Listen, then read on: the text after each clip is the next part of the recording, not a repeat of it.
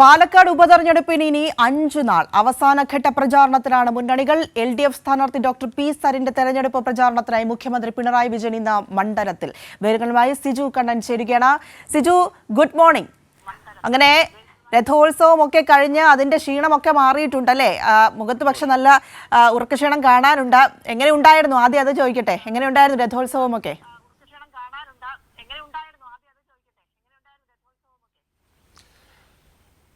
പ്രിയ, പാലക്കാടിൻ്റെ വളരെ പ്രധാനപ്പെട്ട ഉത്സവമാണ് രഥോത്സവം. കഴിഞ്ഞ ദിവസം രഥോത്സവം വളരെ നന്നായി തന്നെ കൈരളിയിൽ വാർത്ത റിപ്പോർട്ട് ചെയ്തതാണ്. പാലക്കാടിൻ്റെ എല്ലാ ഭാഗങ്ങളിൽ നിന്നുള്ള ആളുകൾ രഥോത്സവത്തിന് എത്തിയിരുന്നു. അതോടൊപ്പം തന്നെ പാലക്കാട് നിന്ന് എന്നതിനപ്പുറത്ത് കേരളത്തിലെ വിവിധ ജില്ലകളിൽ നിന്ന് ആളുകൾ എത്തിയിരുന്നു. അതോടൊപ്പം തന്നെ തമിഴ്നാട്, കോയമ്പത്തൂർ ഉൾപ്പെടെയുള്ള മേഖലകളിൽ നിന്ന് എത്തിയിരുന്നു. എന്തായാലും ഈ തെരഞ്ഞെടുപ്പ് ചൂടിനിടയിലാണ് ഇത്തവണ കൽപ്പാത്തി രഥോത്സവം ഉണ്ടായിരുന്നത്. അതുകൊണ്ട് തന്നെ മറ്റ് സ്ഥലങ്ങളിൽ നിന്ന് എത്തിയ തെരഞ്ഞെടുപ്പ് പ്രചാരണത്തിലെത്തിയ ആളുകളും എല്ലാം തന്നെ ഈ രഥോത്സവത്തിൻ്റെ ഭാഗമായിരുന്നു. അതോടൊപ്പം ഈ സ്ഥാനാർത്ഥികളുമെല്ലാം തന്നെ ഈ രഥോത്സവവുമായി ബന്ധപ്പെട്ട് സജീവമായി അവിടെ അതിൻ്റെ ധ്വജാരോഹണം, കുടിയേറ്റം മുതൽ ഈ തേര് രഥപ്രയാണം ആരംഭിക്കുന്നത് മുതൽ ഈ ഏറ്റവും അവസാനം രഥസംഗമം വരെ എല്ലാവരും വളരെ സജീവമായി ഉണ്ടായിരുന്നു. ഏതായാലും കഴിഞ്ഞ ദിവസം രാത്രിയോടുകൂടി കൽപ്പാത്തി രഥോത്സവം പൂർത്തിയായിരിക്കുന്നു. ഇനിയിപ്പോൾ വീണ്ടും ആ ഇലക്ഷൻ്റെ ചൂടിലേക്ക് പാലക്കാട് കിടക്കുകയാണ്.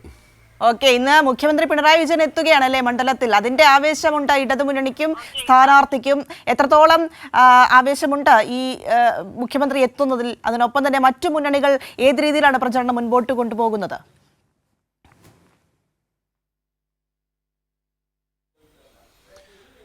പ്രിയ, ഇനിയിപ്പോൾ 5 ദിവസം മാത്രമാണ് പാലക്കാട് ഉപതെരഞ്ഞെടുപ്പിനുള്ളത്. 5-ാം നാൾ പാലക്കാട് പോളിംഗ് ബൂത്തിലേക്ക് എത്തും. പരസ്യപ്രചാരണത്തിന് 3 ദിവസം മാത്രമാണ് അവശേഷിക്കുന്നത്.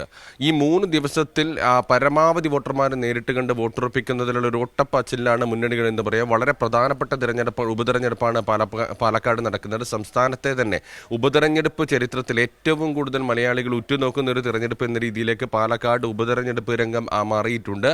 അവസാന ഘട്ടത്തിൽ പരമാവധി നേതാക്കന്മാരെ എത്തിച്ചുകൊണ്ട്, പ്രധാനപ്പെട്ട ആളുകളെ എത്തിച്ചുകൊണ്ട് തങ്ങളുടെ രാഷ്ട്രീയം ജനങ്ങൾക്കിടയിലേക്ക് എത്തിക്കുന്നതിനുള്ളൊരു ശ്രമമാണ് മുന്നണികൾ നടത്തിക്കൊണ്ടിരിക്കുന്നത്. LDF സ്ഥാനാർത്ഥി ഡോക്ടർ പി സരിന്റെ പ്രചാരണത്തിന് വേണ്ടി മുഖ്യമന്ത്രി പിണറായി വിജയൻ ഇന്ന് മണ്ഡലത്തിലെത്തുന്നു. പിണറായി വിജയൻ മണ്ഡലത്തിലെത്തുന്നതിൻ്റെ ഒരു ആവേശത്തിലാണ് LDF പ്രവർത്തകർ. മുഖ്യമന്ത്രി ഇന്ന് 3 പരിപാടികളിലാണ് പങ്കെടുക്കുന്നത്. മേപ്പറമ്പ്, മാത്തൂർ, കൊടുന്തരപ്പള്ളി. മേപ്പറമ്പ് രാവിലെ 11 മണിക്കും മാത്തൂരിൽ വൈകുന്നേരം 4 മണിക്കും കൊടുന്തരപ്പള്ളിയിൽ വൈകുന്നേരം 6 മണിക്കും പൊതുയോഗങ്ങളിൽ മുഖ്യമന്ത്രി സംസാരിക്കും. 2 ദിവസമാണ് മുഖ്യമന്ത്രി മണ്ഡലത്തിലുള്ളത്.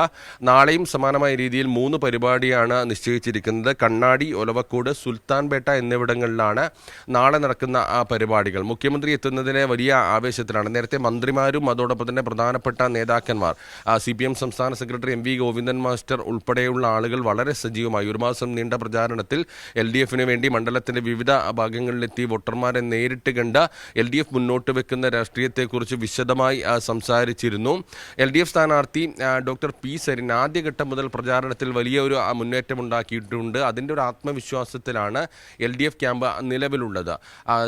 ജനങ്ങളെല്ലാം തന്നെ നേരിട്ട് കണ്ടുകൊണ്ട് അവരുടെ പ്രശ്നങ്ങൾ ചോദിച്ചറിഞ്ഞുകൊണ്ടാണ് LDF സ്ഥാനാർത്ഥി മുന്നോട്ട് പോകുന്നത്. കഴിഞ്ഞ 13.5 വർഷക്കാലം പാലക്കാട് നേരിട്ട വികസന പ്രശ്നങ്ങളാണ് പ്രധാനമായും ജനങ്ങൾക്ക് പറയാനുള്ളത്. അതിനുള്ള പരിഹാര മാർഗങ്ങൾ നിർദ്ദേശിച്ചുകൊണ്ടാണ് LDF സ്ഥാനാർത്ഥി ഡോക്ടർ പി സരിൻ പ്രചാരണവുമായി ബന്ധപ്പെട്ട മുന്നോട്ട് പോകുന്നത്. കണ്ണാടി, മാത്തൂർ, പിരായിരി, അതോടൊപ്പം തന്നെ പാലക്കാട് മുനിസിപ്പാലിറ്റിയിൽ 2-3 തവണ നേരിട്ടെത്തിയ ഓരോ മേഖലകളിലും ആളുകളെ കണ്ടു. ഇപ്പോൾ ജനസമ്പർക്ക പരിപാടിയിലാണുള്ളത്. നേരത്തെ പൊതു പ്രചാരണം, തുറന്ന വാഹനത്തിലുള്ള പര്യടനം പൂർത്തിയാക്കിയിരുന്നു. അതിനുശേഷം ജനസമ്പർക്ക പരിപാടിയിലാണുള്ളത്. വളരെ വ്യത്യസ്തമായ രീതിയിലാണ് ജനങ്ങളുമായി സംവദിച്ച് LDF സ്ഥാനാർത്ഥി മുന്നോട്ട് പോകുന്നത്. കോഫി വിത്ത് സരിൻ എന്നൊരു പരിപാടി ഏറ്റവും രാവിലെ ഈ മണ്ഡലത്തിലെ ഏതെങ്കിലും ഒരു മേഖലയിലെത്തി ആ ഭാഗത്ത് ജനങ്ങൾക്കൊപ്പം പ്രഭാത ഭക്ഷണം കഴിച്ച് അവരുമായി മുന്നോട്ട് പോകുന്ന ഒരു പരിപാടിയായിരുന്നു അത്.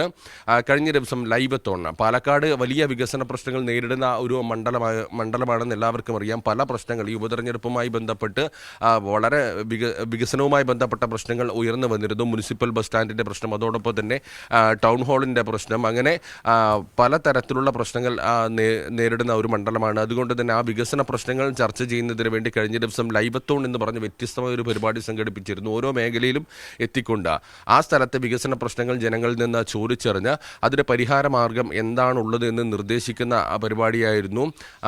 ആ രീതിയിലാണ് പ്രചാരണം LDF സ്ഥാനാർത്ഥി ഡോക്ടർ പി സരിൻ മുന്നോട്ട് കൊണ്ടുപോകുന്നത്. ജനങ്ങളുടെ മനസ്സറിഞ്ഞുകൊണ്ട് കൃത്യമായും അവരുടെ ആവശ്യങ്ങൾ അറിഞ്ഞുകൊണ്ട് മുന്നോട്ട് പോകുന്ന ഒരു ക്യാമ്പയിനാണ് LDF മുന്നോട്ട് വെച്ചത്. പ്രധാനമായും വികസന പ്രശ്നം, അതോടൊപ്പം തന്നെ വർഗീയക്കെതിരായ പോരാട്ടം. പാലക്കാട് മണ്ഡലത്തിൽ LDFും UDFും തമ്മിലാണ് ശക്തമായ മത്സരം നടക്കുന്നതെന്ന് ആദ്യഘട്ടത്തിൽ തന്നെ LDF ക്യാമ്പ് പറഞ്ഞിരുന്നു. ആ രീതിയിലേക്ക് കാര്യങ്ങൾ മാറിമറിഞ്ഞിട്ടുണ്ട്. BJP 3-ാം സ്ഥാനത്തേക്ക് എത്തുമെന്ന നിലയിലാണ് കാര്യങ്ങൾ പോകുന്നത്. UDF സ്ഥാനാർത്ഥി രാഹുൽ മാങ്കൂട്ടത്തിലും സജീവമായി പ്രചാരണത്തിലുണ്ട്. ഇന്ന് പുതുപ്പള്ളി തെരുവിൽ നിന്നാണ് പര്യടനം ആരംഭിക്കുന്നത്. പാലക്കാട് സൗത്ത് മണ്ഡലത്തിലാണ് ഇന്ന് രാഹുൽ മാങ്കൂട്ടത്തിൽ പര്യടനം നടത്തുക എന്നാണ് മനസ്സിലാക്കുന്നത്. അതേസമയം തന്നെ NDA സ്ഥാനാർത്ഥി C. കൃഷ്ണകുമാർ ഇന്ന് പാലക്കാട് നഗരം കേന്ദ്രീകരിച്ചുകൊണ്ടുള്ള പ്രചാരണത്തിലാണ്. പ്രധാനമായും NDAയുടെ പ്രചരണം പാലക്കാട് മണ്ഡലം കേന്ദ്രീകരിച്ചാണ്. കാരണം അവർക്ക് അല്പം ശക്തിയുള്ള പാലക്കാട് മണ്ഡലത്തിൽ പരമാവധി വോട്ടുറപ്പിക്കുക എന്ന ലക്ഷ്യത്തോടു കൂടിയാണ് NDA മുന്നോട്ട് പോകുന്നത്. UDFിന് വേണ്ടി ഇന്ന് പ്രധാനപ്പെട്ട നേതാക്കൾ ആ ജില്ലയിലുണ്ട്, മണ്ഡലത്തിലുണ്ട്. AICC general secretary Deepa Das Munshi, KPCC president K. Sudhakaran, പ്രതിപക്ഷ നേതാവ് VD സതീശൻ എന്നിവർ ഇന്ന് മണ്ഡലത്തിലുണ്ട്. പ്രചാരണ രംഗത്ത് വിവിധ മേഖലകളിൽ അവർ എത്തുന്നുണ്ട്. ഏതായാലും വളരെ ശക്തമായ ഒരു ഉപതെരഞ്ഞെടുപ്പ് പോരാട്ടത്തിനാണ് പാലക്കാട് സാക്ഷ്യം വഹിക്കുന്നത്. പ്രിയ, സിജു, ഒരു കാര്യം കൂടെ, നമുക്കറിയാം എല്ലാ തവണയും ഈ തെരഞ്ഞെടുപ്പ് വരുമ്പോൾ അതിൽ സ്ഥാനാർത്ഥികൾ തമ്മിലുള്ള അല്ലെങ്കിൽ മുന്നണികൾ തമ്മിലുള്ള വാക്പോരും മറ്റും കാണാറുണ്ട്. ഇത്തവണ പാലക്കാട് ഇടതുമുന്നണി സ്ഥാനാർത്ഥിയായ പി സരിനെ വ്യക്തിഹത്യ ചെയ്യുന്ന രീതിയിൽ പല കാര്യങ്ങൾ ഉയർന്നു വരുന്ന ഒരു സാഹചര്യമുണ്ട്. UDF അല്ലെങ്കിൽ പല രീതിയിൽ അതിനുള്ള ശ്രമങ്ങൾ നടത്തിക്കൊണ്ടിരിക്കുന്നു. അതിന് സരിന് അപ്പോൾ മറുപടിയും നൽകുന്നുണ്ടല്ല. അവസാനമായിട്ട് ഇപ്പോൾ അദ്ദേഹത്തിൻ്റെ ഭാര്യയുമായി ബന്ധപ്പെട്ട് പറഞ്ഞ കാര്യങ്ങൾ, അവർ നടത്തിയ വാർത്താ സമ്മേളനമൊക്കെ നമ്മൾ കണ്ടതാണ്. ഇങ്ങനെ അനാവശ്യമായ രീതിയിൽ വിഷയങ്ങൾ തിരിച്ചുവിടുക, പ്രചാരണം നടത്തുക എന്നതൊക്കെ ഏറെ മോശമായ പ്രവണതയാണ് എന്ന് പറയാതെ വയ്യ. എങ്കിൽ പോലും ഇതിലൊക്കെയുള്ള ഒരു സമീപനം എങ്ങനെയാണ്, ഇതിനെയൊക്കെ എങ്ങനെയാണ് മുന്നണികൾ നേരിടുന്നത്? പ്രത്യേകിച്ച് ഇടതു മുന്നണി സ്ഥാനാർത്ഥിയായ പി സരിൻ ഇതിനൊക്കെ മറുപടി ഏത് രീതിയിലാണ് നൽകിക്കൊണ്ടിരിക്കുന്നത്?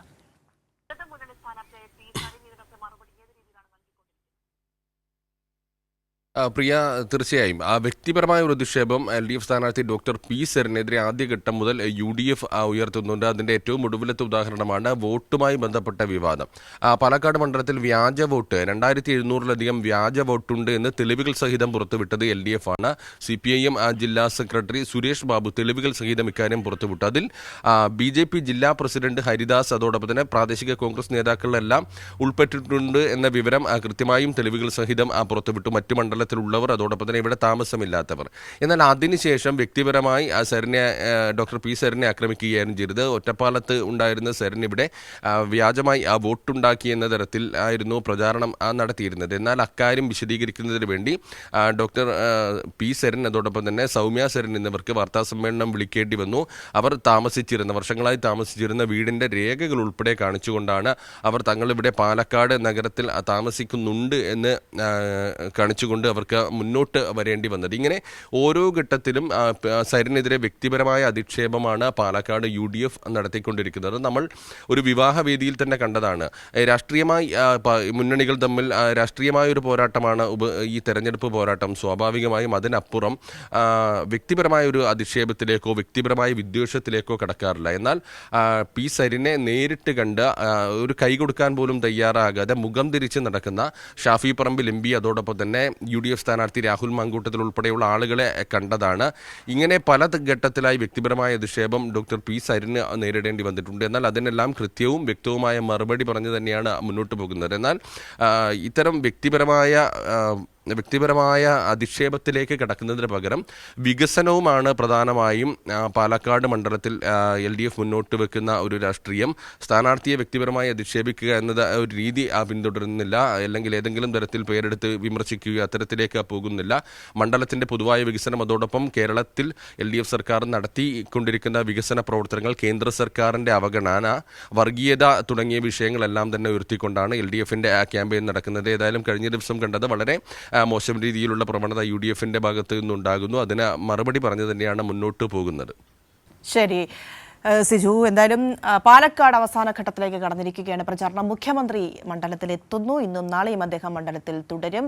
മുന്നണികൾ ആവേശത്തിൽ തന്നെയാണ് ഈ അവസാന ഘട്ടത്തിലും എത്രത്തോളം ശക്തമായ പ്രചാരണം കൊണ്ടുപോകാം അതിനുള്ള എല്ലാ വഴികളും ആ രീതിയിൽ തന്നെ അവർ മുൻപോട്ട് കൊണ്ടുപോകുന്നുണ്ട് എന്ന് തന്നെ വേണം മനസ്സിലാക്കാൻ. സ്ഥാനാർത്ഥികളും ആവേശത്തിൽ തന്നെയാണ് പ്രചരണ രംഗത്ത് സജീവമായി ഉള്ളത്. അത് ആദ്യഘട്ടം മുതൽ നമ്മൾ കാണുന്നതുമാണ്. എന്തായാലും പാലക്കാട് ചൂട് എത്രത്തോളം ആവേശത്തിലേക്ക് എത്തും, ചൂടിന് എത്ര ശക്തി ഉണ്ടാകും എന്നൊക്കെ നമുക്ക് കാണാം. ഇനിയുള്ള ദിവസങ്ങൾ ഒരുപക്ഷെ എല്ലാ ശ്രദ്ധാ കേന്ദ്രവും പാലക്കാട്ടേക്ക് തന്നെ ആയിരിക്കും. സിജു കണ്ണനാണ് വിശദമായി തന്നെ അവിടെ നിന്നും വിവരങ്ങൾ പങ്കുവച്ചത്.